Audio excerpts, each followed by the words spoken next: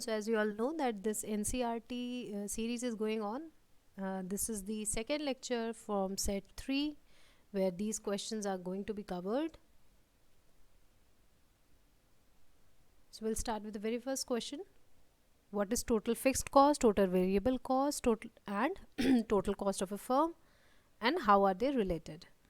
So as we know that there is this interrelationship has been known since very beginning. Is the initial one of the basics of production and cost chapter. So here you can see this is the basic equation where TC is equals to TVC plus TFC, where TC is the total cost, TVC is the total variable cost, and TFC is the total fixed cost.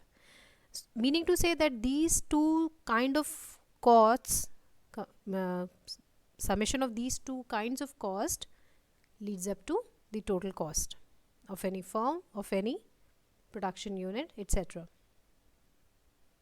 Now what is total fixed cost? As we have already studied earlier in the last lecture, when we were studying the difference between short run and long run, that in the basic difference is that in short run few factors of production, particular factor of production cannot be varied, and so the rest of the factors can vary, whereas in long run all the factors of production can vary. So in the short run, some of the factors, those factors which cannot be varied and therefore remain fixed, the cost that firm incurs to employ these factor inputs or these fixed factor inputs is called total fixed cost. For example, premises you buy to establish a unit, production unit, machinery a producer buy, or the capital or other equipments that are being purchased to establish a production unit. They comes under fixed cost. So whatever money is being spent on to buy these things become the part of fixed cost. Now what is total variable cost? So to produce any required level of output, the firm in short can adjust only variable inputs, whereas we know that in long run all the factors they can vary. So accordingly, the cost that the firm incur to employ these variable inputs is called total variable cost. That the cost the firm incurs to keep the process going on or the work going on is the variable cost. For example, rent of that particular place that is being bought to establish the production unit, or wages paid to the labor working in the production unit, etc. Now what is the interrelationship between TVC, TFC and total cost, we must say. So this is the table given here. It's little mixed up, but column 1 shows output, column 2 shows total fixed cost, column 3 shows total variable cost, and column 4 shows total cost. So we can see that the calculation is very simple. When we are summing column 2 and 3, the summation gives the column 4, which is total cost, meaning to say, as we know that total cost is equals to total fixed cost plus total variable cost. So when we are adding these two columns, it gives the fourth column here, which is the total cost column. We can represent the same here. As you can see, cost and revenue is on the y-axis and output is on the x-axis. So here this straight line parallel to x-axis shows the total fixed cost as it never changes. From here this total variable cost starts, and summing these two cost structure gives the total cost here. So you can see that total cost is moving along this total variable cost, because total fixed cost is already fixed, it does not change, it is constant. That is why the total cost curve moves along the it almost parallel to that of the total fixed cost. So adding the fixed and variable cost, we get the total cost as shown in the table above of a firm, where TC is equals to TVC plus TFC. So in order to increase the production of output, the firm must employ more of variable output.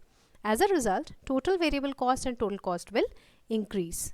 See here, as the output is increasing, both of these cost curves are going upward, showing that there is a rise in both of them. So this has been shown by the upward movement, and this shows the interrelationship between these as well. So now the next question, which asked about the average fixed cost, average variable cost and average cost of a firm and how they are related. So average fixed cost, or we can call it short run average cost, is incurred by the firm, and it's simply the total cost per unit of output. So whatever cost is coming out in producing one unit or each unit of output is the total cost, is the average cost. So how we can calculate it? The formula is very simple. SAC, which is short run average cost, is equals to total cost upon Q, where SAC is short run total cost, TC is total cost, and Q is the output. See, there is a table given here where the first column shows the output in units, which is small q. The second column is TFC, which is total fixed cost in rupees, then it's total variable cost in rupees, then it's total cost in rupees, then it's average fixed cost, average variable cost, and short run average cost. So further we'll see how this is calculated. As far as SAC is concerned, it is simply the TC upon Q, meaning to say it will be calculated when we divide this fourth column by the first column. So in this table we already saw that the SAC column is comes out by dividing the values of the fourth column by the corresponding values of the first column. So at 0 output, of course SAC is unidentified because there was no output, and the calculation is unidentified, so it is kind of undefined. But for the first unit here the unit, here the output is 1, and simultaneously if we see in the total cost column, the total cost is 30. So what will be the SAC? 30 upon 1, which is 30. Similarly, all the other SAC units will be calculated. Now how average variable cost is calculated and what it is? So average variable cost is defined as total variable cost per unit of output, and it is calculated by taking the value of TVC, which is total variable cost, divided by Q, which is output. So here again this you can see how it is calculated here. This is the AVC column. So if we take again the same, or maybe any other unit of output, for example 2. So how this has come? Simply by dividing this TVC column by the output column. So 18 upon 2 will be 9. That is how AVC is calculated, and similarly all the other can be. Now this was AVC. Now what is average fixed cost? That is AFC. So it is the total fixed cost per unit of output, and it is being calculated same way. It is being calculated by dividing total fixed cost upon output or unit of output. Similarly, we'll go back and again see this column. Now we'll take third unit. So here AFC is simply the will simply come when this column will be divided by this column. So if we take third unit, here TFC upon Q, that is 20 upon 3, will give you AFC. So that is how it is, very simple. Now as we know that SAC is equals to total cost upon Q. We have seen earlier what is total cost. It is total variable cost plus total fixed cost in equation number 1 that we saw earlier.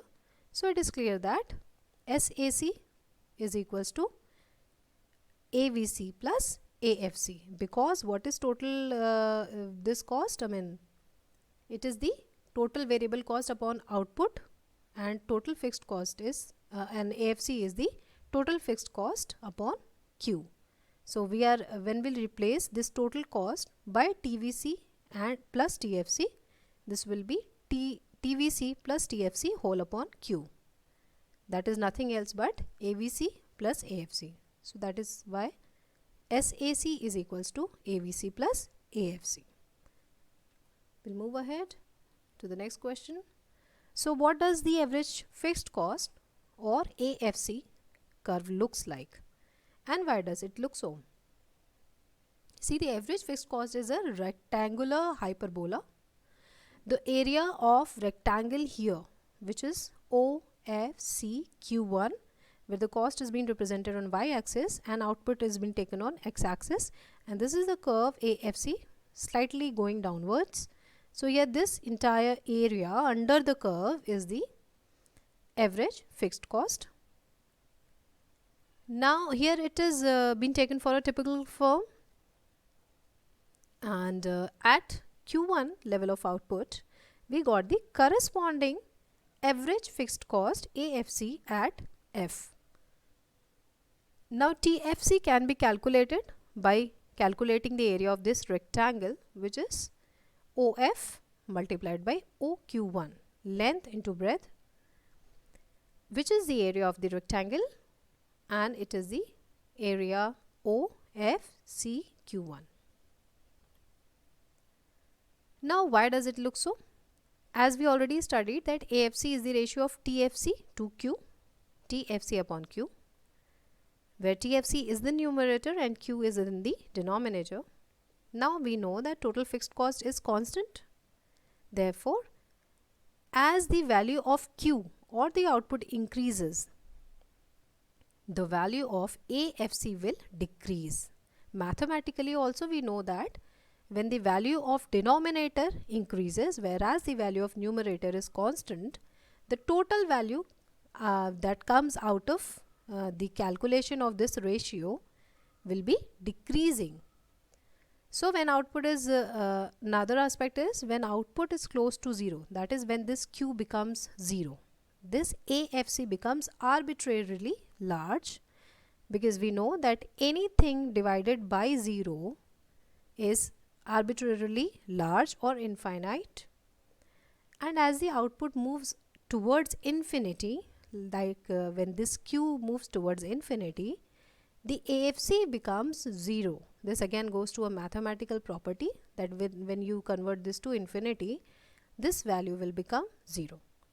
Therefore, AFC curves take the shape of a rectangular hyperbola. If we multiply any value Q of output with its corresponding AFC, we always will get a constant, namely TFC, which is total fixed cost. Here AFC is the average fixed cost, as we already know. Q is the output and TFC is the total fixed cost. So this is why, and this is how the value changes, and this is how when the value of Q changes, the nature of AFC changes. But usually what happens is that with the rise of Q or the rise of output, average fixed cost decreases, and that is why the curve is downward sloping also. So what do the short run marginal cost, average variable cost and short run average cost curve look like? Why does the short run marginal curve cut the average variable curve at the minimum point of AVC, and at which point does the SMC curve cut the SAC curve, and why is the short run marginal cost curve U-shaped? So we'll understand and see how this happens. So short run average cost curve or SAC is the sum of AVC and AFC, average variable cost and average fixed cost. Initially what happens, both AVC and AFC decreases as output increases. That we have understood just before the slide, that why AFC decreases when output increases. Therefore SAC initially falls because it is a summation of both of these, but after certain level of output production, AVC, which is the variable cost, it starts rising, but AFC continues to fall. Initially the fall in AFC is greater than rise in average variable cost, and so that is why SAC is still falling. But after a certain level of production, rise in AVC or average variable cost becomes larger than the fall in AFC, because with increase in output what happens is that the expenditure increases. Different kind of variable expenditure increases, that is why it becomes larger. So from this point onwards, SAC is rising, because one of the factors is continuously being rising, so SAC starts rising. Now SAC curve becomes, that is why it becomes U-shaped, because anything that is initially is falling but then start rising takes a U-shape. So it lies above the average variable cost, with the vertical difference between being equal to the value of AFC. The minimum point of SAC curve lies to the right point of AVC, similar to the case of AVC and SMC. SMC is less than SAC, that we can see here.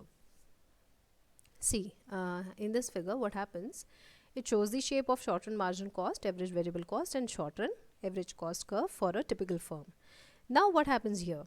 See, output is taken on x-axis, cost is taken on y-axis. Now here what happens here?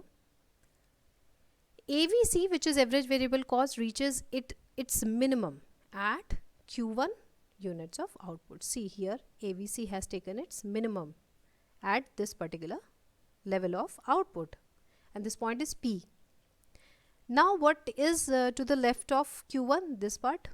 Here AVC is falling,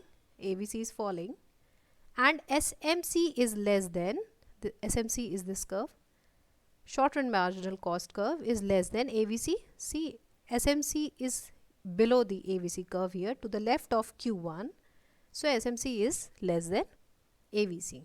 Okay. Now this SMC curve cuts the AVC curve at point P, which is the minimum point of AVC also. Now the minimum point of SAC curve is this curve, SAC curve is point S, which is corresponding to the Q2 level of output, and the intersection between SMC and SAC curve as well. See, both the curves are intersecting here. So to the left of Q2 here, if we see this part, to the left of Q2, SAC is falling and SMC is less than SAC. SMC curve is below the SAC curve to the left of Q2. But what happens to the right of Q2? SAC is still falling, sorry, SAC is rising that we studied just before, why SAC starts rising then and takes a U shape. SAC is rising and SMC is now greater than SAC. So marginal cost becomes more than to that of the average cost curve. And they all are U-shaped, but the nature little varies. So this is how it goes. Now how do the long run marginal cost and the average cost curve look like? We just studied short run cost curves, and now it's the turn of the long run cost curves. So for the very first unit of output, here again output is taken on x-axis, cost is taken on y-axis. All the figures are being taken, or the images are being taken from NCERT book. So for the first unit of output, both LRMC, which is long run marginal cost curve, and LRAC, which is long run average cost, are same. Then when our output increases, what happens? LRAC, or the long run average cost curve, initially falls. You can see it's coming here, and then after a certain point it rises. As long as average cost is falling, marginal cost must be less than average cost. So here this is the long run average cost curve. You can see it's falling. Long run marginal curve is also falling, and it's less than long run average cost curve. The curve is below this curve. So when the average cost start rising, see after this point, after point M, what happens? Long run average cost curve start rising for the same reason we studied earlier in the short run case. So it start rising, and this LRMC curve is cutting this LRAC curve from below at point M at Q1 level of output. But after this point, what happens? Again here the marginal cost curve is greater than the average cost curve. It starts rising upward and it becomes greater than to that of the average cost curve. So again the same phenomenon apply here. Again we have been taken typical firm here. LRAC also reaches, if you see, it reaches its minimum point at M, which is at the Q1 level of output. Now to the left of Q1 we see LRAC is falling and LRMC is less than LRAC. But to the right of Q1 what happens? LRAC is rising and LRMC is higher than LRAC. Now there are a few numerical, very simple numericals here. See, they are asking about the maximum possible output. Output is Q with 0 unit of L and 10 unit of K, meaning to say that L is equal to 0 and K is equal to 10. We know this is the simplest equation where the output depends upon labor and capital. We'll simply put the values here, calculate, and 20 units of output is the result. So we have done nothing, just we have put in the values given in the question in the equation, which is already given here. Such sort of quick calculation questions oftenly been asked. Now here the production function is being given as Q is the equals to 2 into L square K square, and the value of L is given as 5, value of K is given as 2. So we have simply put in, we'll put the values here. We'll put 5 in place of L, take the square. We'll put 2 in place of K, we'll take square, multiply them. Q will comes out to be 200 unit, and similarly the second part is done too. Anything multiplied by 0 comes out to be 0, so Q is here is 0 units.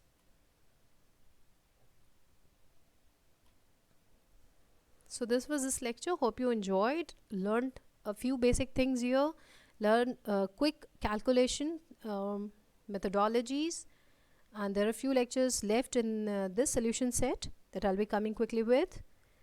Meanwhile, you can just visit this site, and if you want to get registered for the live classes in these subjects at UG and PG level, you can get registered for free demo classes. Thank you. Take care.